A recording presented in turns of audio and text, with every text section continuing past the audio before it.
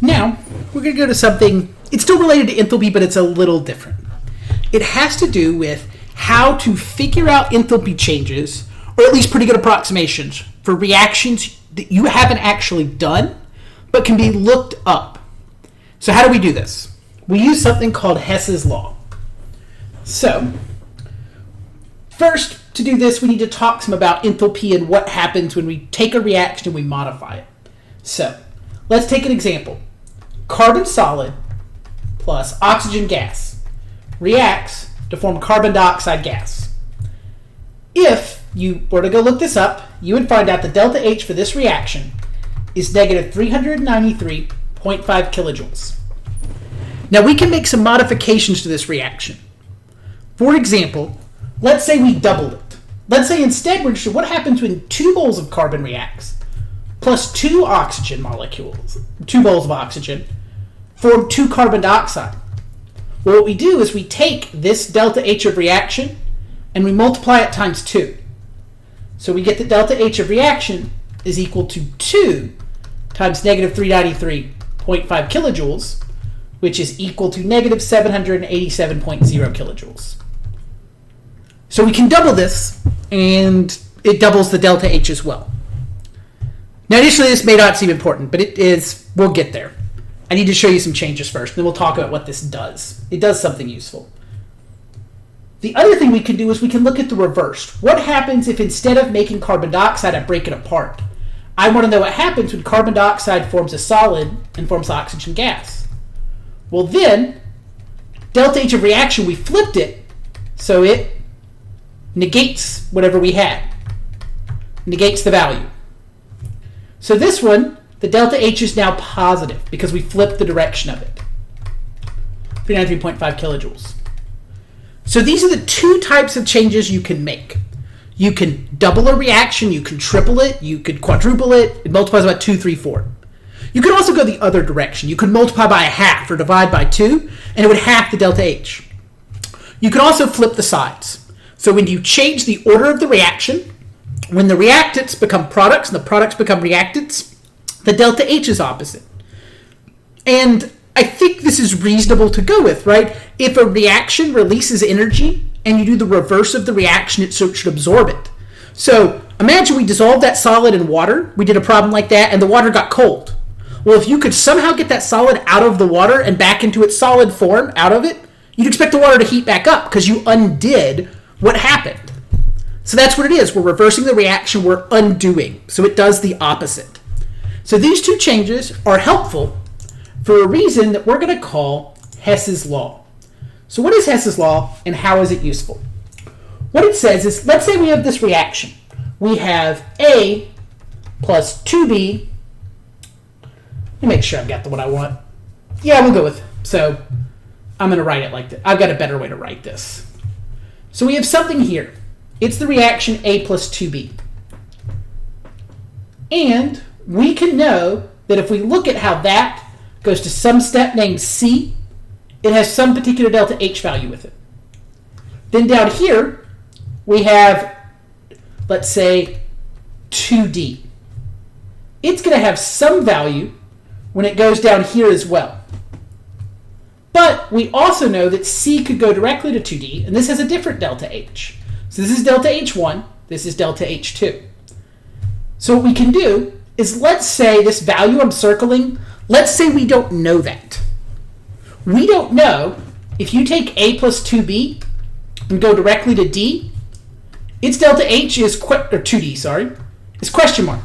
We have no idea. I don't know what that is.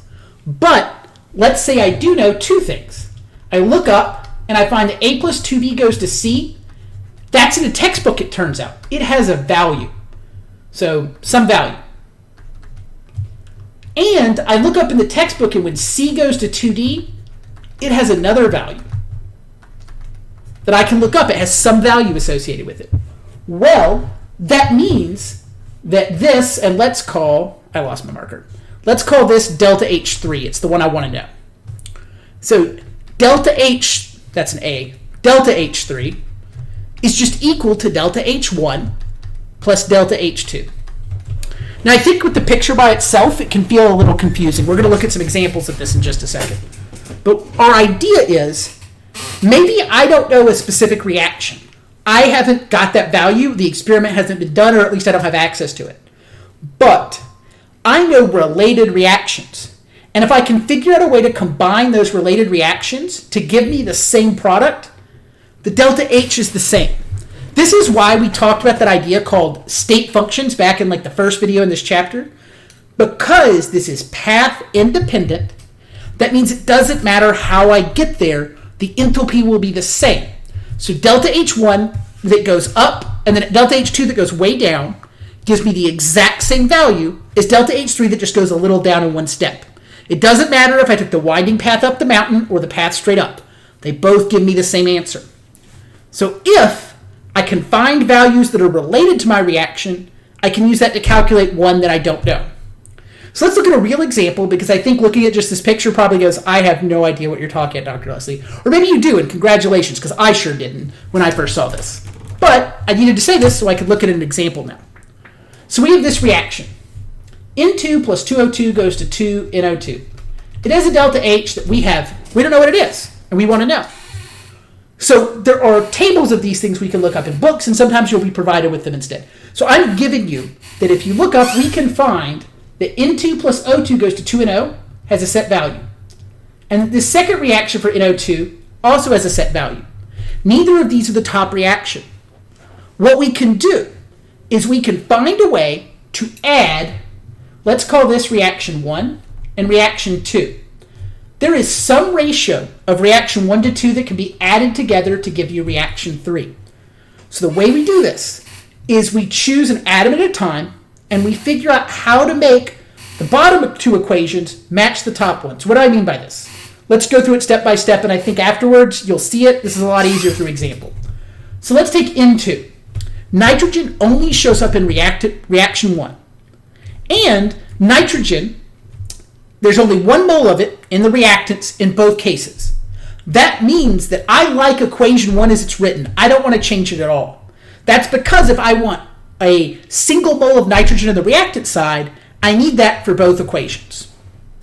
So now we could go to oxygen next, but it occurs in multiple reactions. So kind of like with balancing chemical equation, the same thing goes here. I'm going to leave it till the end because it occurs in reaction 1 and reaction 2, so it's harder to get the balancing right.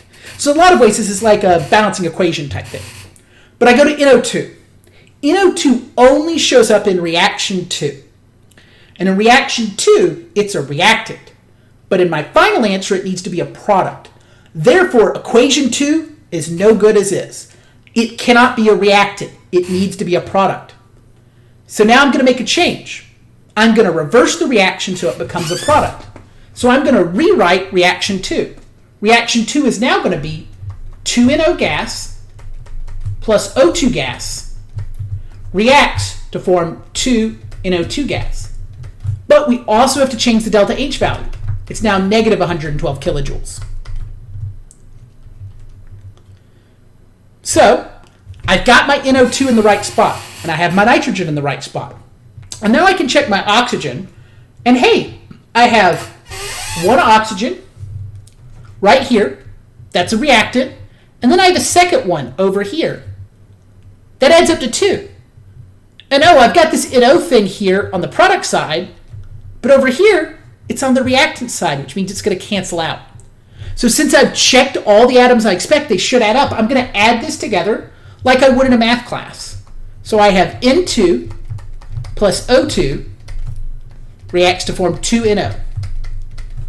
I then have 2NO gas, remember we changed the order, plus O2 gas reacts to form 2NO2. And we write the delta H's to the side. Delta H equals plus 180.6 kilojoules. And this one, delta H equals negative 112 kilojoules. So what needs to happen is when we add up these two equations, they need to give us equation 3. So let's see if they do. So first I'll start with the N2. There's only one of them, so I just write it like that. Then we get to the O2.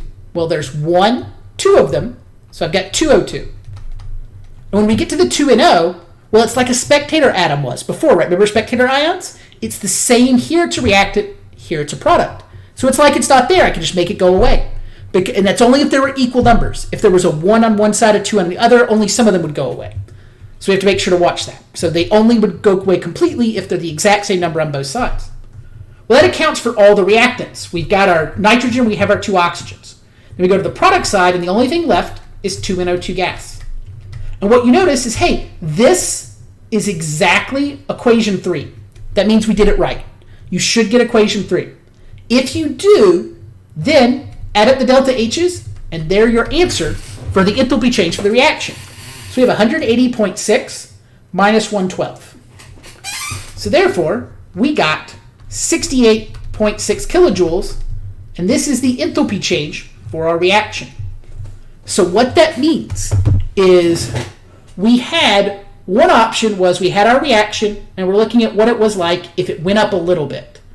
That amount was 68.6, but we didn't know it.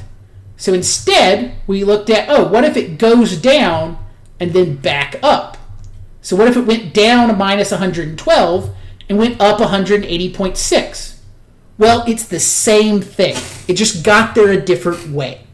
So we found this is not what actually happens in the chemical reaction. You don't first turn into nitrogen monoxide and then react in some other way. But that's okay, because it's a state function. It doesn't matter how you get there.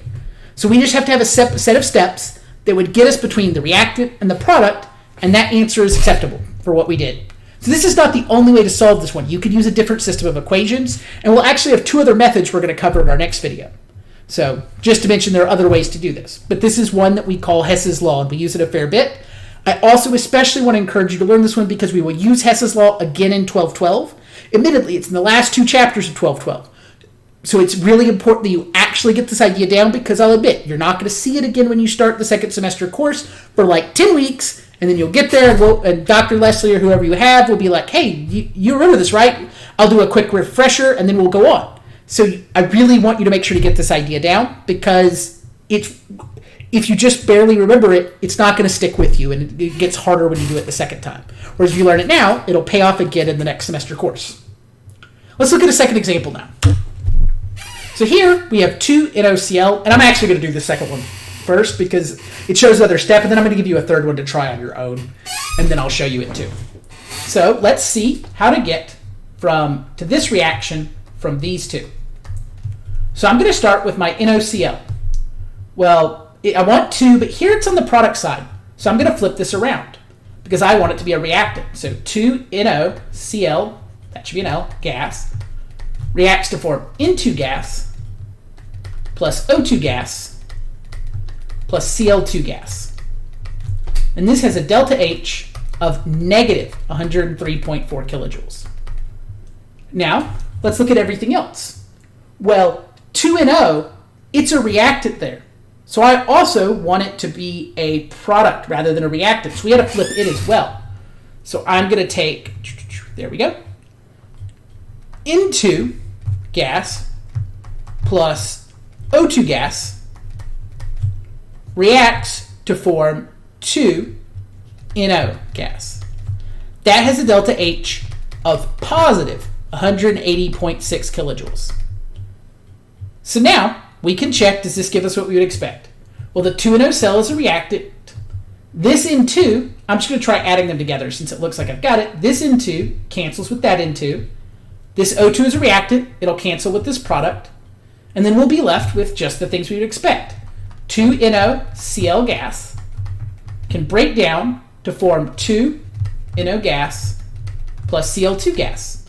And since we got the right answer that matches equation 3, we should add these two delta H's up. So we have 180.6 minus 103.4. It's going to give us, there's my marker, positive 77.2 kilojoules. Now, so far, we've only looked at examples where we've changed the sign. I want to point out, because you will use this in the next one, that you can also change the number. So I'm just going to show you how to. You didn't have to in this problem. Imagine equation 1. Imagine, what if I only wanted one NO? Then what I can do is I can multiply the whole thing times a half. So that would give me, so let's say we didn't want to, I'm not changing the sign, I'm just multiplying by a half. So we have NO gas reacts to, can break down into half an N2 gas plus half an oxygen gas. And that'll have a delta H of negative 90.3 kilojoules. Because I multiplied by a half, I have to multiply the delta H by a half as well. So I want to point out you can make that change as well. You didn't have to for this problem, but you will sometimes. Sometimes you have to multiply by a coefficient. Also, you will sometimes see things where you have halves inside the problems, inside of thermodynamic questions. That's okay, you will see it. It is true that you don't have half an oxygen molecule floating around on something. It's going to be a whole oxygen molecule, but you will for some of these problems see halves or thirds or something, and that is okay when working these questions. So now that I've all said all that, let's look at a slightly harder one. And I do want you to give this a try. And I know I'm giving you the hardest one to try first, but I think it's worth giving it a shot to see if you can apply the ideas we learned to this question. So pause me and give this a try. I think these get a lot easier once you've done them some on your own because they look so foreign when you first do them, but so practice is just so important. So give this one a try. Okay, hopefully I can just give this a try since I haven't asked you to a lot lately. But either way, you're here now, so let's look at the answer. Whether you got it or not, or you got stuck, or you just said, okay, I'm just going to listen to you, Dr. Leslie. I don't feel like trying. And hey, it's better than not doing it at all, so that's okay. So let's see. So this 2N2. N2 only shows up in this reaction down here. So I know I'm going to need to double this. So this is going to give me 2N2 gas plus 6 oxygen gas plus 2 hydrogen gas reacts to form 4 HNO3 liquid. So this one is set because it's the only nitrogen containing one. So I can't change it anymore or I'm not going to be able to make the nitrogen work out. So this one is set. We know this one is for sure the right way to write this one. So that gets me the nitrogen. Now, N2O5 only shows up in this second one here. And this should have had a gas at the end. I left it off. So this second equation, we've got to reverse it and double it. That's the only way to make that one work. So let's get down here. So we have 4 HNO3 liquid reacts to form 2 N2O5. So that gets us, that's supposed to be a 5. Okay, that's an H. I'll get my eraser. Erase my H. My problems go away. It's like it never happened. Hey, look, it's like the eraser on the test. Nobody has to know. Other than your eraser doesn't really get it all off, so I see it. But that's okay. Mistakes happen. That's why we can erase. Or, yeah, that was an erasure. 2 water. Now that we've gotten through my erasing aside. And now we flipped it. So this is going to be positive. Did I flip? Yeah, I didn't flip the other one. So that's positive. And then we have negative 76.6 times 2. But it's now positive. It's 153.2 kilojoules. Okay, I need to disappear to make room. And then finally, that's got our nitrogen and our N2O5. So we have to get the oxygen correct. Now, we currently have 6 oxygen as a reactant, but we only want 5 oxygen. That means that and we can't change this third equation we said because of the nitrogen. So I can only change this first one. And I want to get rid of 1 of my 6 oxygens. So I am going to flip this and double it. That's because I want to change this into 1 oxygen on the product side so I can get rid of 1 on the reactant side. Now this isn't the only way to see the problem. You also could have said, hey, the final answer shouldn't have any hydrogen. But down in this equation down here, I've got 2 hydrogens. I need to get rid of them. So I need to flip and double to make this, on the product sides, they go away. Either would work, and they both give you the same answer conveniently because they should, since this is going to be the right way to solve the problem. Or you can do it with the water. The liquid water should go away. So I need 2 of them on the reactant side to cancel my product water. So whichever one you decided, after you flip it and double it, you're going to get 2 water liquid reacts to form 2 hydrogen gas plus an oxygen gas, which has a delta H of positive, let's see what happens when I double that, 571.6 kilojoules. So now we need to check and make sure these add up before we calculate our final answer. So our nitrogens, there's only 2 of them, and they're in the first one, so those go to that. Plus, this 6 oxygen we have here goes down to 5 when we cancel one of these. Then the 2 hydrogen cancels this 2 hydrogen because one's a reactant, one's a product. This reactant HNO3 cancels this product HNO3. And since they're both 4, we don't have any left. And then you have this 2 liquid water. It's going to cancel this 2 liquid water. So all I have left on the reactant side is 5 oxygen, which is what we would expect. And the only remaining product is 2 N2O5 gas. Since this reaction matches the one up at the top, we're good, and our answer is just to add these together. If it doesn't add up, that means something's wrong and you need to make some adjustments. So now let me just add up these 3 numbers. 690. And assuming that I can use a calculator reasonably, which isn't always a true statement, but hopefully it was this time, we get 1,407.2 kilojoules. So that's what I'm going to get for my Hess's law. Now, that'll finish up this time. There's some other ways to do this, and we'll do it in our next video. But I want to point out that while it's always true in chemistry that practice helps out, I think this is an example of one of those topics. I know we've had a few of these recently, but this is something you really just need to do some of these to get used to these patterns. Basically, these are little puzzle-solving problems where your goal is to figure out, how do I solve the puzzle? How do I make these 3 reactions look like the top one? I'm not going to pretend like it's the most enjoyable thing in the world, but I do think these can be kind of fun as you get into them. And if you don't find them fun, that's okay too. But hopefully you can get to where you can at least see the patterns with them and see how I can take some information I could look up and then solve for a new reaction that I want to know about. So maybe it's something I want to try in my lab. I'm like, oh, I've got this idea. What would the enthalpy change be like? Let me look up for some other reactions that people know, and I can consider it for some new reaction I want to study. And then I can get that as an approximation. It's a pretty good approximation, depending on the conditions. Sometimes it might be a tiny bit different, but in general, it should give you the exact same. It is a fairly reasonable way to look at this. So these were just pretty good approximations, gives you an idea of what it should be like at this point. So that's a good place to stop. I don't need to ramble. And we've got one more video we've got to look at where we're going to do some other ways to calculate delta H that aren't like this. So there's 2 other ways to do it, and that's what our next video is going to cover.